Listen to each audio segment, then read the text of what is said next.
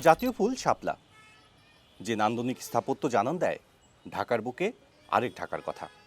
জীবিকার তাগিদ যেভাবে দেশের নানা প্রান্ত থেকে মানুষের স্রোতকে ঢাকায় ঠেলে দেয়, তেমনি শিক্ষা কিংবা কর্ম, উদ্দেশ্য যাই হোক না কেন, রাজধানীর প্রায় সকল এলাকার মানুষের পদচারণায় মুখরিত থাকে মতিঝিল এবং এর আশপাশের এলাকা।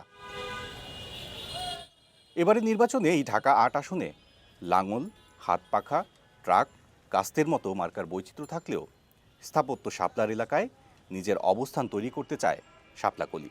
তবে মাঝে বড় বাধা ধানের শীষ। হিসাব সহজ, নৌকার অনুপস্থিতিতে এবারের ঢাকা ৮ আসনের নির্বাচন মানেই বিএনপি বনাম এনসিপি। ভোটের সমীকরণ মেলানোর আগে ধারণা নেওয়া প্রয়োজন আসনটির ভোটারদের সম্পর্কে। মতিঝিল এবং রমনা এই দুই উপজেলার ১৩টি ওয়ার্ডে মোট ভোটার সংখ্যা ২,৬৬,৫৬৯ জন। এর মধ্যে ১,৪৫,৮৯১ জন পুরুষ এবং নারী ভোটার ১,২০,৬৭৭ জন। আর তৃতীয় লিঙ্গের ভোটার আছেন একজন। ভোট গ্রহণের জন্য কেন্দ্র থাকবে মোট ১০৮টি। ইনকিলাব মঞ্চের শরীফ ওসমান বিন হাদি হত্যাকাণ্ডের পর এনসিপির শাপলাকলিকে আসনটি ছাড় দেয় জামায়াতের নেতৃত্বাধীন ১১ দলীয় জোট। প্রচারণায় নামেন নাসির উদ্দিন পাটোয়ারি। সে একদিকে চাঁদাবাজ সম্রাট, দুর্নীতির সম্রাট এবং দখলদারিত্বের সম্রাট। বিএনপির হেভিওয়েট প্রার্থীর প্রতি এমন আক্রমণাত্মক মনোভাব নিয়েই শুরু করেন নিজের নির্বাচনী প্রচার। কদিন বাদেই যা রূপ নেয় ডিম ছোড়াছুরি এবং সেই সূত্রে নাসির উদ্দিন পাটোয়ারির আহত হওয়ার মতো ঘটনা ঘটে। ডিম ছুঁড়ে মারা কিংবা আপনার বাসা কই, এই ধরনের প্রশ্ন করা, এতে কি আপনি বিব্রত হন বা হয়েছেন? বিব্রত বলতে প্রথমে একটু বিব্রত ফিল করছি, এখন আর করি না। তো আমি প্রথমে মনে করছি এটা কারা, এখন দেখি এটা যুব দল, ছাত্র দল, মির্জা আব্বাসের বাহিনী। এখন আর বিব্রত ফিল করি না, এটা তারা প্ল্যান করে করাচ্ছে। আমাদের এখন সয়ে গিয়েছি। আমাকে প্রথমেই কিন্তু মানুষ বলেছে হাদি ভাইয়ের মতন প্রচারণা করার জন্য। আমাকে মানুষই বলে আমি কিভাবে কথা বলতে হবে, এটা আমার স্টাইল না। আমি অ্যাগ্রেসিভ না, আমি খুবই নরম ভাষায় বলছি একজন চাঁদাবাজি করে। চাঁদাবাজি শব্দটা কি আমি আবিষ্কার করেছি? এটা কি ডিকশনারিতে নতুন অ্যাড হয়েছে নাকি, না আগেও ছিল? সবসময় ছিল। সবসময় ছিল। তো যারা নাকি চাঁদাবাজি করে তারাই কথাগুলো বেশি বলে। এবার নজর দেওয়া যাক ঢাকা ৮ আসনের এই চাঁদাবাজির বাস্তব চিত্রে। এই আসনের চাঁদাবাজির যত অভিযোগ, তার সিংহভাগই মতিঝিল এবং এর আশপাশের এলাকার ফুটপাত ও সরকারি জমি দখলকে কেন্দ্র করে। যুগে যুগে বড় দলের ভারী প্রার্থীরাই এমপি হয়েছেন এখানে। তবে দখলের এই চিত্র অপরিবর্তিত। পার্থক্য এটুকুই, ২০২৪ সালের ৫ আগস্টের পর থেকে দলীয় পরিচয়ে চাঁদা তুলছে না কেউ। না, এখন কোনো চাঁদা যাবো না। আগে আওয়ামী লীগ ছিল। আগে কেন ১২০ টাকা দিতাম, ১০০ টাকা ১২০ টাকা দিতাম বিডি প্রতি, দোকান প্রতি। একটা লাইনম্যান থাকে প্রতিটা দলেরই, যেই দলীয় ক্ষমতা আসে তাদের একটা লোক থাকে, তারা লাইনম্যান নিয়োগ করে। এই লাইনম্যানের মাধ্যমে তারা চাঁদার ব্যবস্থা করে আমাদেরকে চাঁদা বাড়ানোর জন্য। যেমন ধরেন আসি 100 করে দিচ্ছি, এটাকে বাড়ায় দেওয়ার জন্য আবার উঠায় দেয়, উঠায় দিয়ে আবার নতুন একটা ফিটিং নেয়, ঠিক আছে, আবার চাঁদা বাড়ায় দেয়, চাঁদা দেয়, আর নাহলে বুঝতে দেয় না আমাদেরকে। আমরা দীর্ঘদিন ব্যবসা করছি, ব্যবসা বেশ কম যাই করছি চাঁদা মুক্ত হইলে আমাদের লাগে সুবিধা সবচেয়ে বেশি। আচ্ছা, এই চাঁদাটা কিভাবে নেয় আপনাদের কাছে? ভাই চাঁদা নেয় এটা যে দলে আয়ে হে দলে চাঁদা নেই। আচ্ছা, এমন যদি হয় আপনাদের সামনের এমপি এসে যদি বলে যে আপনাদেরকে আলাদা একটা জায়গা করে দিচ্ছে, সেখানে ব্যবসা করবেন, এখানে বুঝবেন, আপনারা কি রাজি? আমরা এটা আর কি লেগে এই জায়গায় মনে করেন, এই জায়গায় যেরকম একটা জমজমাট হয় অন্য জায়গায় হইব কি না সেটা তো আমরা জানি না, ঠিক আছে। কারণ এটা মনে করেন যে ব্যাংকের লগে এটা যারা আছে এক সাইডে আছি, এখানে মোটামুটি সবাই পরিচিত চীনা পরিচয় আছে, এই জায়গায় হইতে পারে, অন্য জায়গায় তো ভাবুজি না। আমরা সাধারণ জনগণ সরকার কাছে কি চাই? আমাদের তো বাইরের রাষ্ট্রের মতো বিভিন্ন সুযোগ সুবিধা দেওয়া হয় না। তা আমরা যেমন চাই একটা ডাইল ভাত ছোটোখাটো ব্যবসা বাণিজ্য করে খাইতে পারি, এইটাই আমরা সরকারের কাছে চাই। তবে সেটা আবার চাঁদা মুক্তভাবে চাই। আমরা এতদিন করে আইছি, এ উড়াই দিছে আবার বইছে, এ উড়াই দিছে আবার বইছে, এরকম যেন উড়াউড়ি না করে, আমরা যেন শান্তিপূর্ণ এক জায়গা বসে যেন ব্যবসা করে খাইতে পারি। পুনর্বাসন দিল, আমরা দোকান পাইলাম না, ক্ষমতাশীল লোক বসায় দিল, তাহলে তো আমাদের কোনো ফায়দা হইলো না। আমাদের লিস্ট করে নিয়ে, আমার লিস্ট অনুযায়ী আমাদেরকে একটা পজিশন দিয়ে দিল, আমরা এক জায়গায় করলাম, সরকারের দিক নির্দেশ অনুযায়ী তার যে নিয়ম দিব ওই নিয়ম অনুযায়ী আমরা করলাম। খুব ভালো ব্যবহার করে আমাদের কাছে ভোটটা চাওয়া, কিন্তু ভোটে পরে আমাদের চেনে না, কারণ আমরা মূল্যহীন হয়ে যাই, ঠিক আছে। এটা আপনি বন্ধ করা খুবই কঠিন। কে চাঁদাবাজি করে? আমি যদি মানে সহজভাবে বলি, বাংলাদেশে সবচেয়ে বেশি, আমি একদম উদাহরণ দিয়ে বলি, এই যে ফুচকাওয়ালাদের দোকানে যেয়ে আপনি জিজ্ঞাসা করবেন ওরা চাঁদা দেয়। কাকে চাঁদা দেয়? ওরা পুলিশকে চাঁদা দেয়। একদম নিয়ম করে তারা সরকারি লোককে চাঁদা দেয়, যাতে তারা, কারণ ফুটপাতে তো আপনি দোকান করতে পারেন না। ওরা ফুটপাতে দোকান করে এবং তাদেরকে নিরাপত্তা দেওয়ার জন্য তাদেরকে পুলিশকে চাঁদা দিতে হয়। অথবা কি কাকে দিতে হয়? ওই এলাকায় যে রাজনৈতিক দলটি ক্ষমতায় থাকে, তাদের নিয়ন্ত্রণে থাকে, তারা এই টাকাটা তারা চাঁদা দেয়। এখন আসেন, কি করে এই চাঁদা দিয়ে? কারণ রাজনৈতিক দলের এই যে পঙ্গপাল পুষতে হয়, এটা কিভাবে? রাজনৈতিক নেতাদের কি এত টাকা আছে? তারা এত গরিব মানুষ রাজনীতি করে ধনী হয়ে যাচ্ছে, তাই না? আমরা তো তাই দেখছি। কোত্থেকে হচ্ছে? এই টাকাগুলোই তো তারা কালেকশন করে। কাজেই এই টাকা দিয়ে তারা ইলেকশন করে। এই যে এখন এই যে আপনার এতজন লোকজন মিছিল করছে, এমনি মিছিল করবে? টাকা দিতে হয় তো এদেরকে। কাজেই এটা হচ্ছে একটা চক্রের মতো।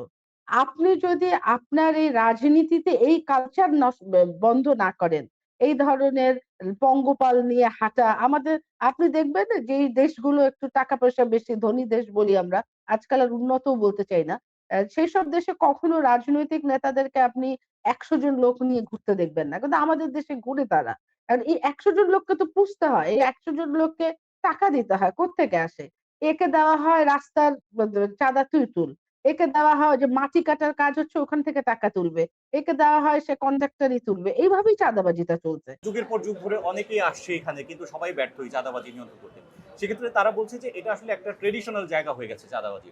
তো দেখা যায় যে এখানে নতুন যে দল আসবে, যারাই বলে তারা আসলে চাঁদাবাজির পক্ষে স্রোতেই ঢুকতে হয়। তো আপনারাও কি সেই স্রোতে ঢুকে যাবেন কিনা, তারা এমন একটা চ্যালেঞ্জ করে দিচ্ছে? না, আমরা এমন স্রোতে ঢুকবো না। হকাররা উচ্ছেদের ভয়ে থাকে, পুনর্বাসনের ভয়ে থাকে না। ওকে। হকারদেরকে যদি আমরা পুনর্বাসন করি তাদের সমস্যা নাই, তাদের সাথে কথা হয়েছে। উচ্ছেদ, আমরা তো তাদেরকে উচ্ছেদ করতে যাব না, আমরা তাদেরকে আরো ভালো ব্যবস্থা করব। ওনাদের যে লাইসেন্স ফি, সেটার মাধ্যমে সরকার একটা, এবং তারা রেজিস্টার থাকবে, সেখানে আমাদের একটা কল সেন্টার থাকবে, আমরা নিরাপত্তা বাহিনীকে অ্যাটাচ করে দিব। যদি কেউ অ্যাটাক করতে আসে সেখানে তারা ফোন করবে, সরকার তাদেরকে নিরাপত্তা দেবে। ব্যক্তির বাহিনী কেন নিরাপত্তা? তাহলে তো সরকারের মধ্যে আলাদা সরকার হচ্ছে, সেটা আমরা তৈরি করতে দিব না। রাষ্ট্রকে শক্তিশালী করতে হবে, সরকারকে শক্তিশালী করতে হবে। এই ঢাকা ৮ এমন একটি নির্বাচনী আসন যেখানে শুধু ভোটারদের ভোট প্রার্থীর জন্য পর্যাপ্ত নয়। কারণ ভোটার না হয়েও জয় পরাজয়ে পরোক্ষভাবে খুব শক্তিশালী ভূমিকা রাখেন এখানকার কর্মজীবী মানুষ। আসনটির ভোটার সংখ্যার প্রায় কাছাকাছি কর্মজীবী মানুষ প্রতিদিন নানা প্রয়োজনে যাতায়াত করেন এই এলাকায়। তাই শুধু মার্কা নয়, এই এলাকায় বৈচিত্র্য আছে ভোটের সমীকরণেও। যেমন এখানে রাখছে, আর এক গাড়ি এসে বলতেছে যে সামনে নাও, আবার ঘোরার লাগে, এই করার লাগে, অনেক সমস্যা হয়। পার্কিং ব্যবস্থা খুবই কম ঢাকা সিটিতে। আচ্ছা, যে একটা পার্কিং ব্যবস্থা হলে ভালো হতো। গাড়িটা মানে সাপ নামেও ছাড়তে পারে না। গাড়ির কাগজ দেন, লাইসেন্স দেন, দিলাম, তারা চাওয়ার সাথে সাথে আমাদের কত বুলবুকে লেখা আছে, যেই কী করবে আপনার মামলা। কেন আপনি এখানে গাড়ি রাখলেন? আরে স্যার, আমি তো এখানে গাড়ি রাখি নাই, আমি তো সাপে নামাইলাম। এটুকুর জন্য আপনার 10-15 মিনিট টাইম দিবেন না? না, এটা হবে না। মাঠের বাস্তবতা হলো ভোটারদের একটি বড় অংশ প্রার্থী কিংবা দলীয় প্রতীক দেখে তাদের ভোটাধিকার প্রয়োগ করে, কিন্তু তবুও নাগরিক সমস্যাগুলোকে অ্যাড্রেস করা জরুরি। আমি যে জায়গাটিতে আছি এটি ঢাকা ৮-এর বাসিন্দাদের জন্য খুব পরিচিত একটি সড়ক। আর সহজ করে যদি বলি, আমার হাতের বাম পাশে আছে রাজারবাগ পুলিশ লাইন, আর ডান দিকে আছে শহীদবাগ এলাকা। এই এলাকার এই যে সড়ক, এটির এখন যে স্বাভাবিক চিত্র দেখা যাচ্ছে, বর্ষাকালে এটি ভয়াবহ রূপ ধারণ করে। ভেঙে বলতে গেলে এই এলাকায় এখন যেভাবে যানবাহন চলাচল করছে, একটু বৃষ্টি হলেই এই সড়ক পানিতে তলিয়ে যায়।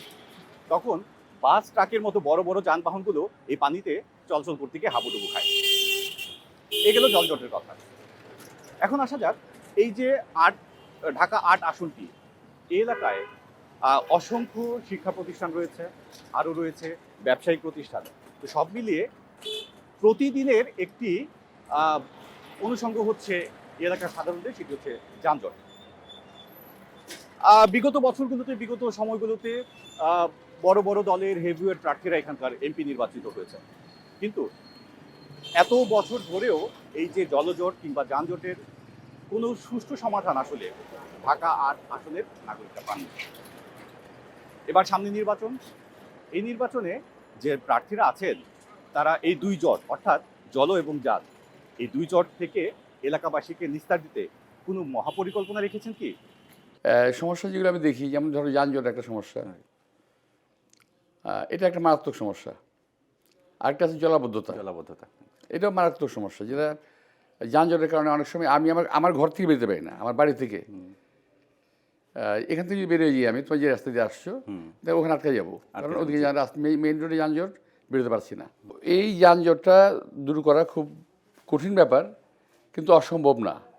জলাবদ্ধতা, এটা মতিঝিল পল্টন এমনকি সচিবালয় পর্যন্ত আমাদের এই জলাবদ্ধতা আছে। কারণ আমি দেখেছি যে এলাকায় আমি থাকি, এখানে কখনো পানি জমতো না, কখনো না। একবার বন্যা না হলে পানি জমতো না, এখন জমে। সচিবালয়ে পানি জমতো না, শান্তিনগরে পানি জমতো না, এখন কেন জমে? এটা কিন্তু এলাকার লোক না হলে এটাকে বুঝতে পারবে না।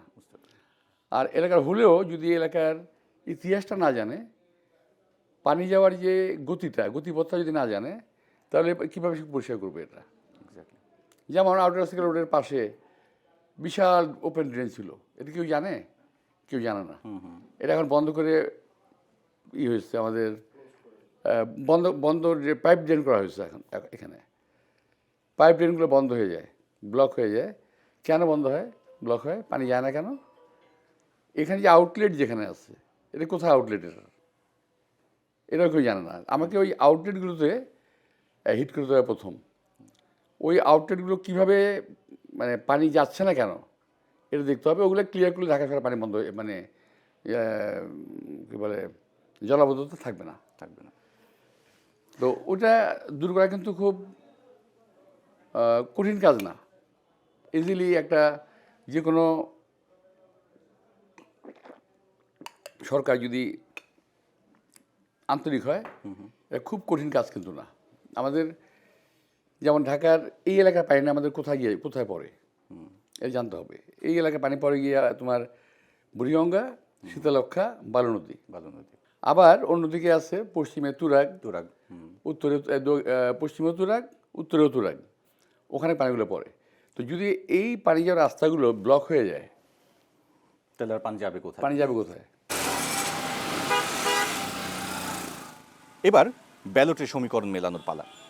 জামায়াতে ইসলামীর ঢাকা মহানগর দক্ষিণের নায়েবে আমির ডক্টর হেলাল উদ্দিন আহমেদ পুরোপুরি তৈরি ছিলেন এই আসনে লড়বেন বলে। তবে জোট গঠনের পর আসনটি এনসিপিকে ছেড়ে দেয় দলটি। এর প্রভাব জানতে কথা হয় স্থানীয় এক শিবির নেতার সঙ্গে। তার ইঙ্গিত স্পষ্ট, জেনে শুনে আসনটি হারাতে যাচ্ছে 11 দলীয় জোট। ভাই, এগুলো নিয়ে কথা বলে কোনো লাভ নাই। আপনারা ভালো করেই জানেন নাসিরে কিছুই নেই, সবই আমরা করে দিচ্ছি। হ্যাঁ, যদি হেলাল ভাই এই আসনে থাকতো তাহলে এই আসনে অ্যাটলিস্ট আব্বাস সাহেবের ফাইট দিয়ে যেতে পারতো আর কি, একটা জিনিস হওয়ার সম্ভাবনা থাকতো ভাই। নাসির রে এই জিনিসটা যাওয়ার পর আমাদের যে নীরব ভোটারগুলো ছিল, এগুলো কিন্তু আমাদের হাতে এখন আর নাই। সোজা হিসেবে এগুলো মিস হয়ে গেছে। ধরে না, এনসিপির চাওয়া ছিল এই আসন, তাদের প্রতি সম্মান দেখায় দল স্যাক্রিফাইস করলো আর কি। এই ছাত্রনেতার বক্তব্য অনুযায়ী নীরব ভোটার কারা তা বোঝা জরুরি। আওয়ামী কর্মী সমর্থক, স্থানীয় ব্যবসায়ী এবং ভিন্ন মতাদর্শের হয়েও প্রার্থীদের ঘনিষ্ঠজনরাই হলেন নীরব ভোটার, যারা নিজেদের উপস্থিতি জানান দেবেন শুধুই ব্যালট বাক্সে। এছাড়া ভোটের হাওয়ায় প্রচলিত প্রবাদ আছে, পাড়া যার কেন্দ্র তার।